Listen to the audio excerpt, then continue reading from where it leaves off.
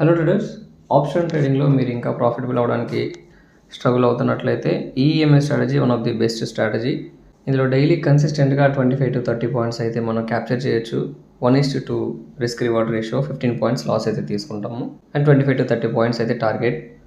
Everyday 1 or 2 trades దొరుకుతాయి. ఒక trade మీకు లాస్ అయినా కూడా సెకండ్ ట్రేడ్ మీకు రికవర్ చేసి పెడుతుంది. అండ్ ఈ రోజు 21st జూలై మన ఎంట్రీ ఎక్కడ వచ్చిందో చూద్దాం. 10:05 క్యాండిల్లో, యాక్చువల్లీ 5 minutes టైం ఫ్రేమ్లో ఈ స్ట్రాటజీ మనం యూస్ చేస్తాం. 10:05 క్యాండిల్లో సో మన ఎంట్రీ అయితే వచ్చింది.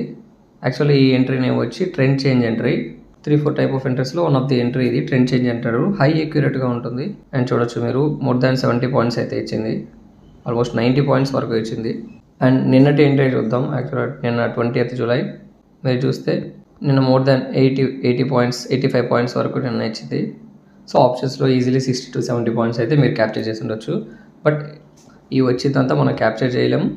ఓన్లీ 25 to 30 పాయింట్స్ కన్సిస్టెంట్గా, ఎక్కువ టెన్షన్ తీసుకోకుండా బిఫోర్ 12 మార్కెట్ మన అండ్ ట్రేడ్ క్లోజ్ చేసేసి ప్రశాంతంగా ఉండొచ్చు అనమాట. ఇన్ని ఇయర్స్ నేను యూజ్ చేసిన స్ట్రాటజీలో one of the best strategy. ప్రశాంతంగా మనం అయితే లాంగ్ టర్మ్లో ట్రేడ్ చేసుకోవచ్చు. మన క్యాపిటల్కి ఏమీ కాకుండా, ఓవర్ ట్రేడింగ్ లాంటివి లేకుండా, ఎలాంటి కన్ఫ్యూజన్స్ లేకుండా ఎంట్రీస్ అయితే ఉంటాయి. సో ఈ స్ట్రాటజీ మీకు కావాలంటే బయోలో వాట్సాప్ లింక్ ఉంది, వాట్సాప్ చేయండి, లేకపోతే డిఎం చేయండి. Thank you.